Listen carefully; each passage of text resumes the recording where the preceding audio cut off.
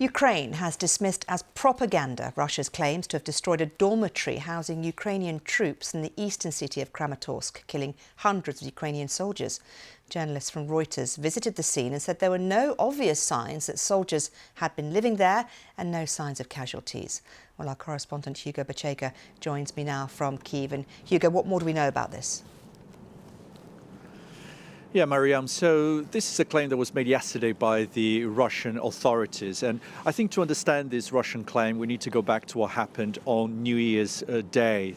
There was a massive Ukrainian attack targeting a Russian base in the east of the country. And dozens of Russian soldiers were killed. And to give you a sense of how catastrophic this attack was, the Russian authorities issued a rare admission of casualties. They said 89 Russian soldiers had been killed. The Ukrainians say that up to 400 had been killed. So the numbers were not clear, but this was a massive attack on New Year's Day, Ukrainian attack targeting Russian soldiers. Now, yesterday, the Russian authorities said they had retaliated. They said they targeted two facilities being used by Ukrainian soldiers in the eastern town of Kramatorsk, and they said 600 Ukrainian soldiers had been killed. They provided no evidence to support this claim.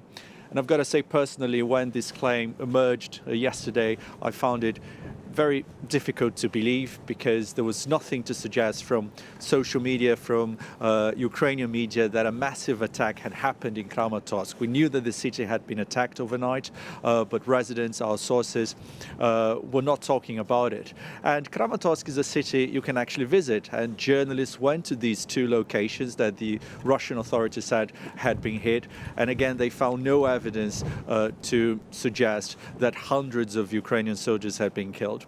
So we spoke with a spokesman of the Ukrainian army, and he said this was another piece of Russian propaganda, essentially dismissing this Russian claim as a lie.